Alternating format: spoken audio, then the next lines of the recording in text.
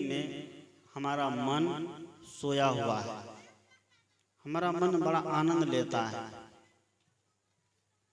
जहाँ ज्ञान है उस ज्ञान के समीप, ज्ञान के निकट जाने से मन बड़ा डरता है। जैसे चांदनी रात हो तो चोर को बड़ा बुरा लगता है ना। क्यों कि चांदनी रात में उसको लाभ होने वाला नहीं है। उसी तरह जो मन के चोर व्यक्ति होते हैं उसको ज्ञान की जगह अच्छी नहीं लगती है। मन से व्यक्ति ज्यादा चोर है। मन का चोर व्यक्ति आपको हर जगह मिल जाएगा। मिलेगा कि नहीं?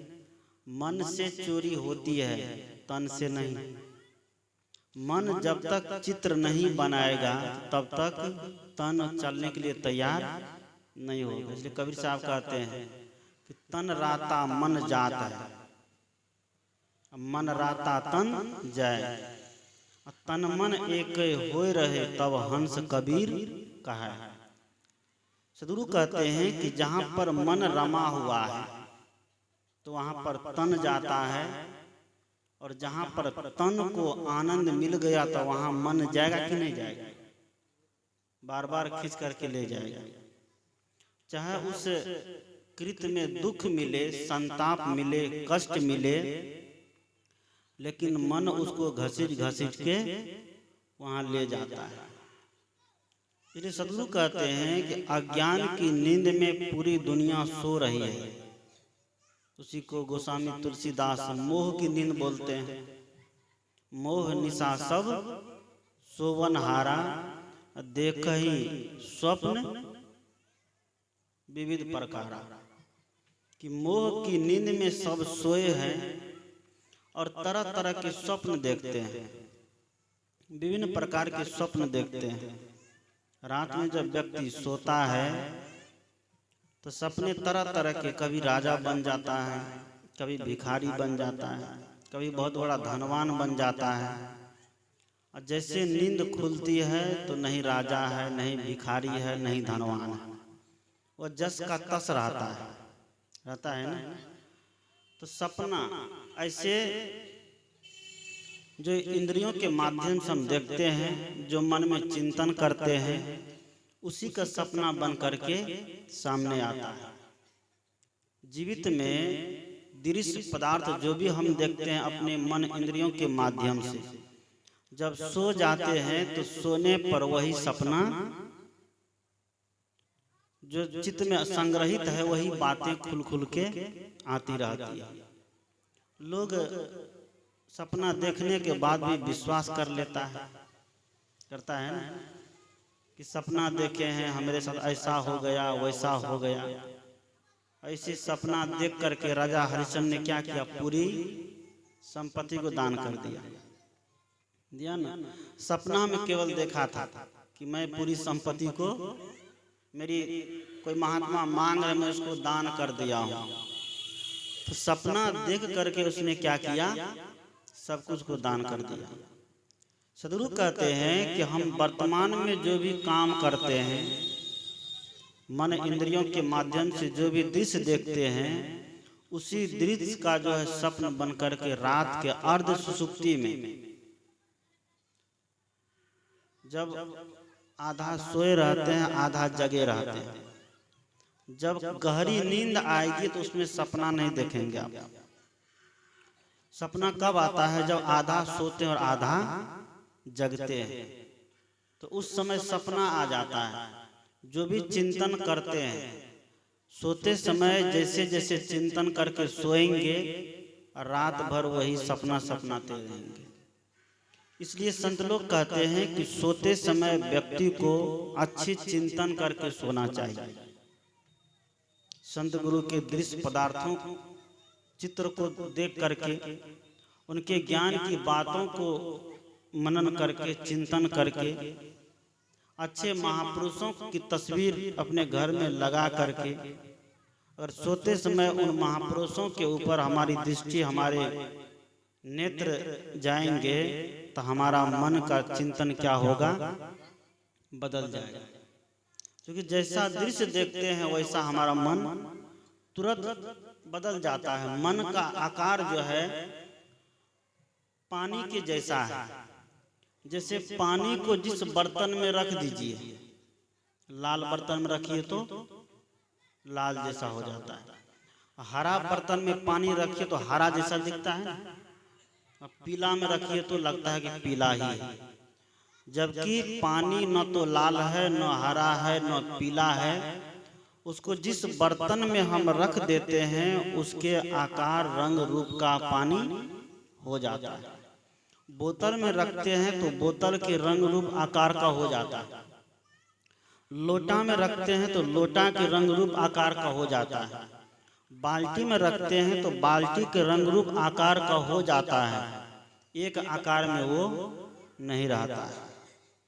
इसलिए सदगुरु कहते हैं कि हमारा मन जो है पानी के आकार का है।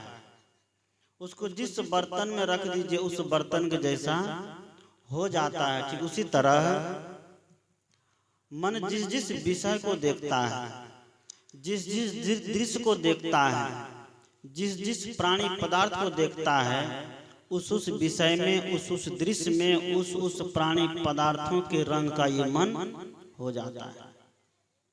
शब्द को सुना तो शब्दाकार हो जाता है, रूप को देखा तो रूपाकार हो जाता है, रस को चखा तो रसाकार हो जाता है। यानी कि जिस जिस विषय को मन ग्रहण करता है और देखता है, भोगता है, मन उसी में रस लेने लग जाता है। इसलिए भगवान कृष्ण ने कहा, भगवान गौतम बुद्ध, कि मनोपु गम्मा धम्मा मनोमाया मनसा चे पदुठेन भासोति व करोति व तत्तो नम दुख चक्कम हुआ वह तो पदम।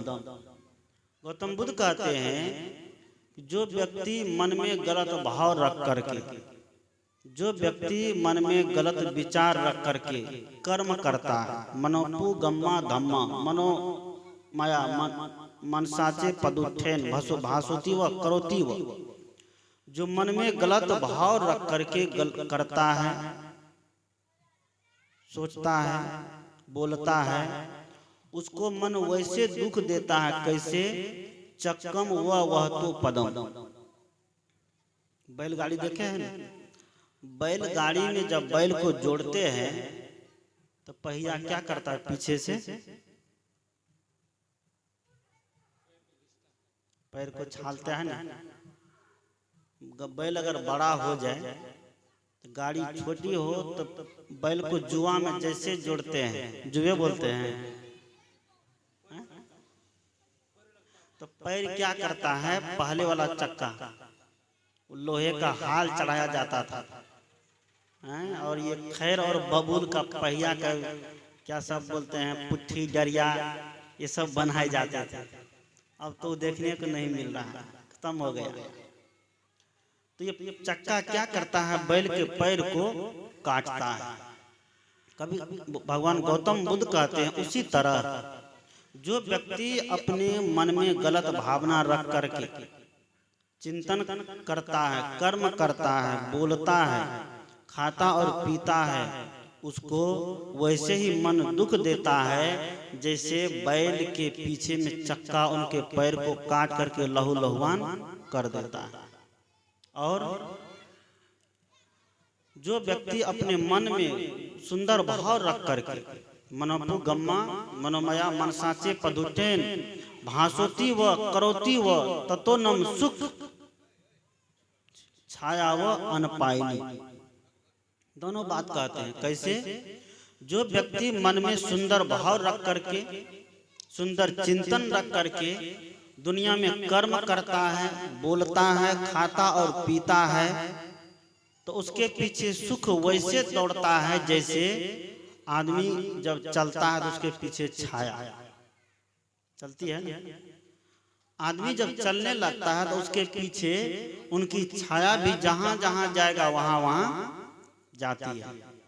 सदगुरु कहते हैं कि उसी तरह व्यक्ति के मन में सुंदर भावना अगर आ जाए तो सुख उनके पीछे छाया की तरह लग जाती है।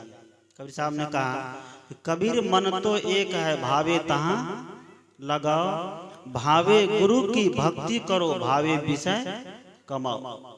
मन एक है, दोनों काम न होय भुआलू, हंसब ठठाव फुलायब गालू।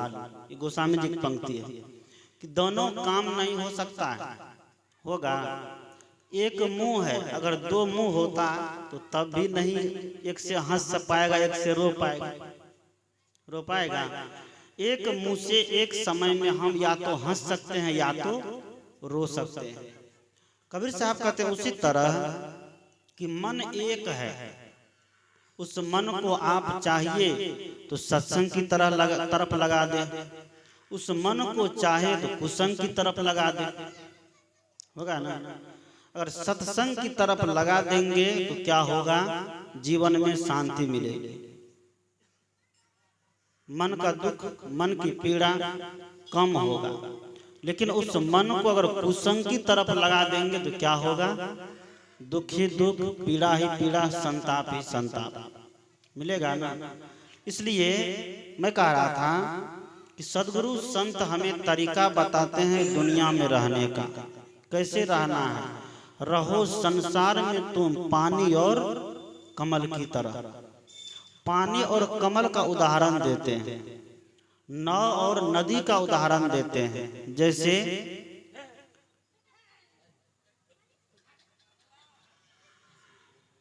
बड़ा गजब है कुत्ता सा, आप एक जो लाठी रखिए वहाँ, अमीन साहब आप हाथ में तो लाठी रखिए, बोलिए मारना नहीं है, उसका जहाँ बैठने की जगह वहाँ बैठे। हमारे साथ में क्यों बैठे हैं? कबीर साहब कहते हैं कि ऐसी जगह बैठो कोई न कहे उठ, ऐसी वाणी बोलो कोई न कहे चुप। उनको वैसी जगह में बैठना चाहिए जो उठने के लिए नहीं कहे, उस रास्ता से जाना चाहिए जहाँ नहीं रोके कोई, और सब उनके काम करता तो रखना पड़ेगा। बोलिए सदगुरुदेव की जय। क्या कह रहा था मैं? सदगुरु कहते हैं कि हमें रहना आए, रहो संसार में तुम पानी और कमल की तरह। नदी में नाव अगर चले तो चल करके नदी को पार किए जा सकते हैं, कर सकते हैं ना। लेकिन अगर नदी नाव में समाने लग जाए तब क्या हाल होगा, यात्रा होगी कि डूब मरेंगे, डूब मरेंगे ना।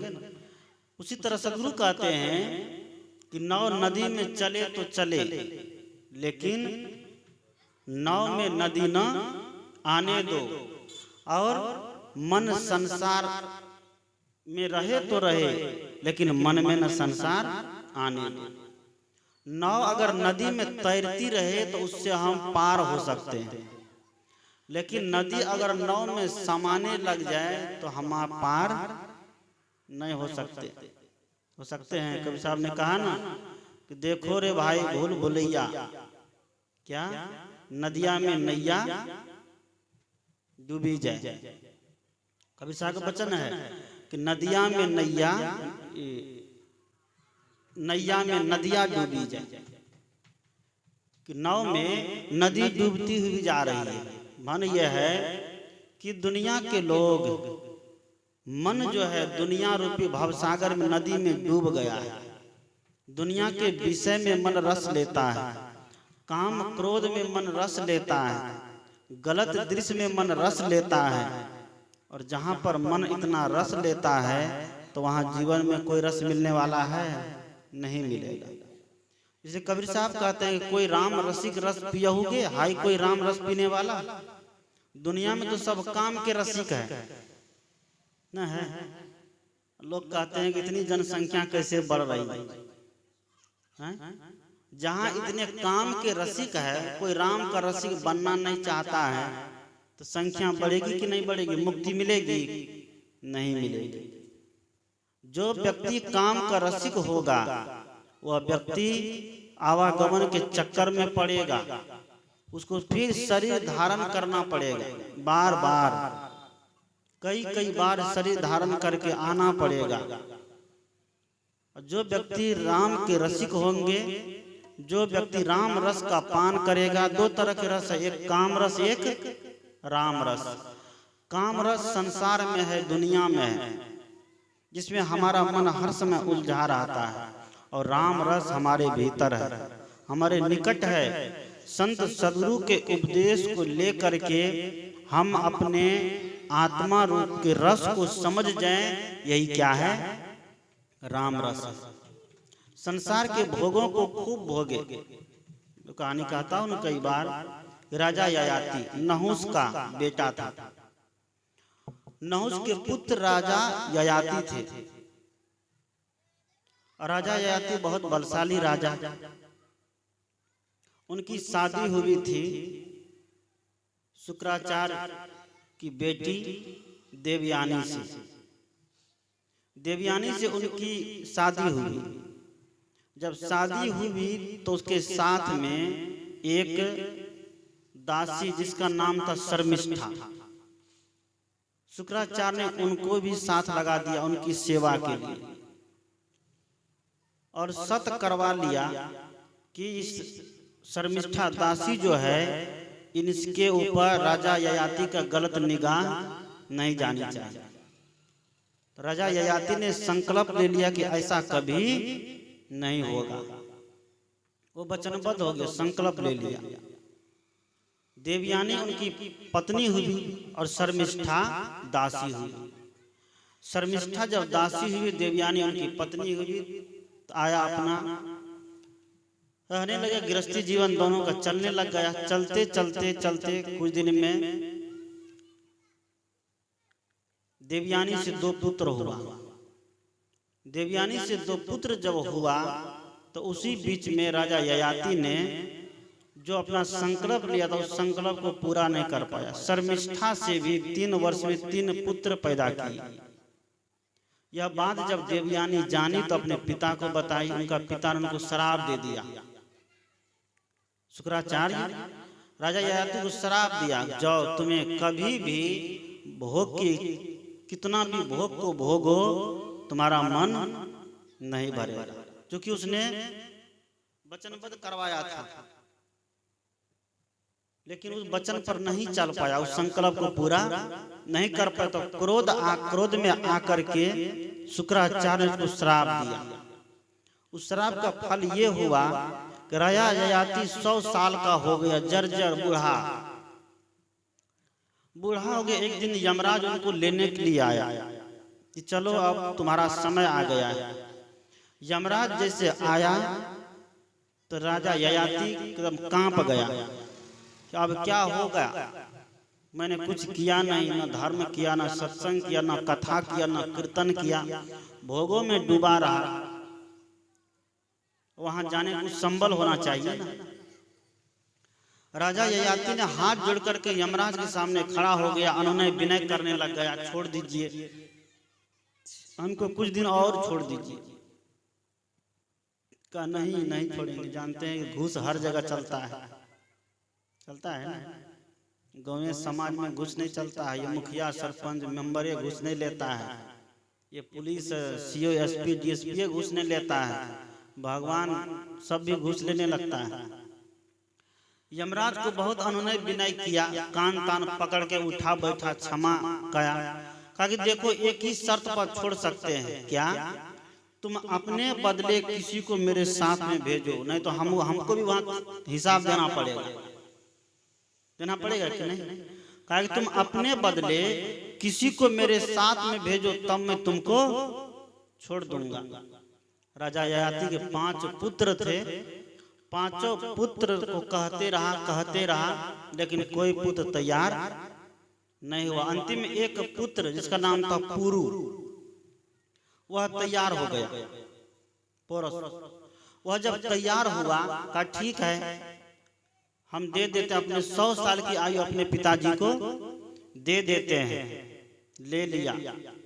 यमराज ने कहा कि क्यों देते हो? कहा कि दुनिया के भोगों में कभी भी मन तृप्त होने वाला नहीं है, इसलिए पिताजी की इच्छा है तो हम अपनी आयु इनको दे देते हैं। हम आजीवन ऐसे रहेंगे, हमें भोग तोग से कोई लेना देना नहीं है। दुनिया का चक्कर में हमको पड़ना नहीं है, कष्ट ही कष्ट है। आज देखिए हमारे देश के एक बहुत बड़े ओजस्वी महापुरुष, क्रांतिकारी, जिसका नाम है क्या, स्वामी विवेकानंद।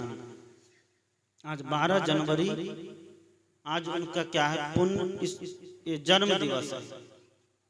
12 तारीख को ही 12 जनवरी 1863 ईस्वी को स्वामी विवेकानंद का जन्म हुआ था।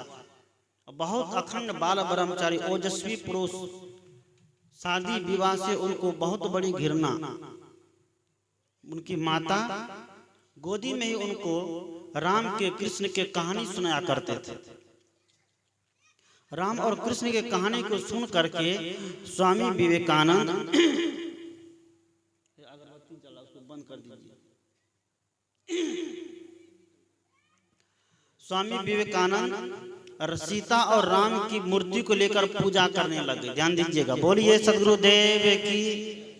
सीता और राम की मूर्ति को ला करके पूजा करने लग गए। उसके घर में जो गाड़ी चलाने वाला था नौकर, वह नौकर जो है बहुत ज्ञानी था। स्वामी विवेकानंद, उनके घर में जो नौकर था गाड़ी चलाने वाला, वो बड़ा ज्ञानी था और उनको गृहस्थी से, उस गाड़ी चलाने वाले को गृहस्थी से बहुत भय लगता था। एक दिन स्वामी विवेकानंद, पहले का नाम नरेंद्र दत्त था, जब थोड़ा बड़ा हो गया 5 साल 7 साल का, तो उसके पास बैठा था। उसके पास जब बैठा तो वो गाड़ी चलाने में जो गाड़ीवान था वो सारी बात बताने लगे गृहस्थ जीवन का, कि गृहस्थी में क्या क्या दुख है, क्या क्या कष्ट है शादी होने के बाद। ये सारी बात जो उनको बता दिया, ये ऐसा लगा कि एकदम कांप गया। और उसी दिन ये मन में संकल्प ले लिया कि हमें गृहस्थी में पांव नहीं धरना है, गृहस्थ जीवन को हमें स्वीकार नहीं करना है। और जैसे सुना कि गृहस्थ में दुख है, तो राम और सीता की मूर्ति को लेकर जो पूजा करते थे, एक दिन माँ से कहा कि माँ, राम और सीता दोनों गृहस्थ जीवन में बंधे थे, इसलिए मैं इनकी पूजा नहीं करूंगा। माँ ने कहा ठीक है, तुम्हारा मन नहीं करने का तो मत करो। स्वामी विवेकानंद छत पर चढ़ा, वहीं से राम और सीता की मूर्ति को फेंक दिया। फेंका तो मूर्ति टूट टूट करके चूर चूर हो गई। उसी दिन से स्वामी विवेकानंद के जीवन में वैराग हो गया। रामकृष्ण परमहंस उनके गुरु जी हैं, लेकिन उनके गुरु जी जो है भावुक विचार के थे। स्वामी विवेकानंद को जब देखे तो देख करके दोनों प्रभावित हो गए। स्वामी विवेकानंद सुंदर गाना भी गाते थे, भजन गायक बहुत बढ़िया था। एक बार रामकृष्ण परमहंस का कहीं कार्यक्रम था, तो कोई गायक नहीं मिल रहा था, तो जो आयोजन करता थे वो नरेंद्र दत्त को खोज करके ले गए भजन गाने के लिए। जब वहाँ भजन गाए और स्वामी रामकृष्ण परमहंस सुने, तो उनको बहुत प्रभावित किया इनका भजन। तब जाते समय उसने कहा कि तुम जरूर आना मेरे आश्रम पर। वहाँ उनका आश्रम था बंगाल में। कहा कि तुम जरूर मेरे आश्रम पर आना। स्वामी नरेंद्र जी पढ़ने लिखने में व्यस्त रहते थे, जा नहीं पाए। नहीं जाने के कारण बहुत दिन के बाद उनकी मुलाकात तब हुई। जब उनकी मुलाकात हुई तो दोनों गुरु चेला, गुरु जी उनके भावुक थे, उनको पकड़ के तो आंख में आंसू बहा बहा के रोने लगे।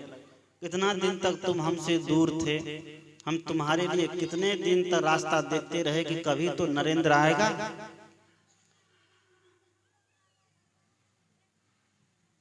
ऐसा जब देखा नरेंद्र दत्त, जब ऐसा देखे तो उनके जीवन में एक मोड़ आ गया। तभी से उसका जीवन बदल गया। पढ़ाई करने के क्रम में पिताजी उनके वकील थे, कलकत्ता सुप्रीम कोर्ट के वकील थे, लेकिन वकालत करने में उस समय 1000 रुपया कमा पाते थे महीना में। अब सोचिए 1863, 64, 75 की बात है, एक महीना में 1000 रुपया कमा पाते थे, लेकिन खर्चीला इतना थे कि सब पैसा खर्च हो जाता था, बचा नहीं पाते थे। घर गरीब हो गया, खाना पीना मिलना दुर्लभ हो गया। बड़ी कठिनाई से, बड़े संघर्ष से नरेंद्र नाथ जो है अपना पढ़ाई कर रहे थे। कभी कभी ऐसा भी समय आता था कि खाने के लिए भोजन नहीं हो तो कोई मित्र उनको बुला लेते थे, वहां चला जाए। लेकिन जब वहां जयदीन के मन में हो कि घर में 2 भाई और है, एक बहन है, माँ है, ये लोग भूखी है और हम इधर खा लें, ऐसा ये ठीक नहीं है, तो वह भी भूखे रह जाए। ऐसी स्थिति घर की हो गई। अंतिम में चल करके नरेंद्र अपना काम धंधा ढूंढने लग गया। खोजते खोजते काम धंधा जब करने लग गया, कोई नौकरी सर्विस, तब चल करके घर की स्थिति सुधर गई। जब घर की स्थिति सुधर गई तो पिताजी इनकी शादी के लिए देखने लगे, बरतवारी इधर उधर, लेकिन इसके मन में तो कुछ और ही बात थी। घर द्वार छोड़ करके सन्यास मार्ग पर आ गया। और सन्यास मार्ग पर आ करके इस दुनिया में 1902 में 2 कोई दुनिया को अलविदा कर गए। स्वामी विवेकानंद, एक ऐसा सन्यासी, क्रांतिकारी वक्ता, एक ऐसा ओजस्वी महापुरुष जिनका आज क्या है, जन्मदिन है। उस संसार की तरफ नहीं देखा जैसे पुरु ने नहीं देखा। उसने अपने पिता को क्या किया, अपनी उम्र दे दिया। राजा ययाति अपने बेटे के 100 साल की उम्र लेकर के विषय वासना का भोग विलास में डूबा रहा, तब भी उसका मन नहीं भरा। तब पर भी उनका मन नहीं भरा। कहा जाता उसी तरह 10-10 पुत्र की 100-100 साल की आयु लेकर के 1000 साल तक राजा ययाति भोग करते रहा, लेकिन उनका मन नहीं भरा। 1000 साल के बाद यमराज फिर आता है। जब आता है तब देखता है, तब ये कहता है भोग को मैंने नहीं भोगा, बल्कि भोग ने ही मुझे भोग लिया। भोगा कि नहीं? तब बड़ा दुखी हुआ, बड़ा कष्ट हुआ। सदगुरु कहते हैं ये यमराज कहीं बाहर नहीं है, और कोई ऐसा व्यक्ति दूसरे की आयु ले ले, ऐसा नहीं होता है। बातों को समझाने के लिए भागवत कार्य कहानी को थोड़ा खींच खांच किए हैं। न बाप बेटा को आयु दे सकता है, न बेटा बाप को आयु दे सकता है। न कोई कहीं बाहर यमराज है, कोई यमराज आकर के किसी को पकड़ के ले जाएगा। यमराज हमारा ये मन है। कौन है? ये यम जो है हमारा मन है, यमराज। सदगुरु कहते हैं मन रूपी यमराज के हाथ में आज प्रत्येक व्यक्ति बंधा हुआ है, बंधा है ना। मन रूपी यमराज के हाथ में तब जब चला जाता है, तब कभी स्वर्ग खोजता है, कभी नरक खोजता है ना। इसलिए सदगुरु कहते हैं कि भोगों में किसी की आज तक तृप्ति मिलने वाली नहीं है। कोई राम रसिक रस पियहुगे युग जियहुगे। अगर राम रसिक का रस पान कर ली तो जुग जुग तब जियोगे, कभी मरने वाले नहीं हो। मरेगा? फल लंकृत बीज नहीं बकला, सुख पंछी तहाँ रस खाई। कहते हैं इस रस में, इस फल में न बीज है न बकला है। बकला मतलब छिलका, हाँ, बीज कोई बीज भी नहीं है कोई बीज, वासना का बीज नहीं है। ये बकला जो है दुनिया का उधेड़ बुन, काम करो तो लोभ मोह, ये नहीं है। राम रस में है। यह एक ऐसा फल है। कौन फल? मोक्ष रूपी फल। मोक्ष रूपी फल को जो प्राप्त करने के लिए व्यक्ति जाएगा, उस व्यक्ति को वासना बीज को क्या करेगा? भून देना पड़ेगा। भूनना पड़ेगा कि नहीं? अब बकला जो है, बकला को हटा देना पड़ेगा। बकला क्या है? बकला ये भरम, पाखंड, अंधविश्वास, ढोंग, ये भूत प्रेत जादू टोना ये सब क्या है? बकला है। उस मोक्ष रूपी फल में ये सब नहीं है, लेकिन है बहुत दूर। इसलिए कवि साहब कहते हैं फफा फल लागे बड़ दूरी, चाखे सदगुरु देई न तूरी। कहते वह मोक्ष रूपी फल जो है बहुत दूर है। सदगुरु ने चख लिया है। क्या किया है? सदगुरु चख लिए हैं, तोड़ करके देने वाले नहीं, तोड़ करके खुद लेना पड़ेगा ना। उस मोक्ष रूपी फल को, आत्म कल्याण रूपी फल को, मन की शांति रूपी फल को प्रत्येक व्यक्ति का कर्तव्य है कि जब तक नहीं करेगा तो मिलने वाला नहीं है।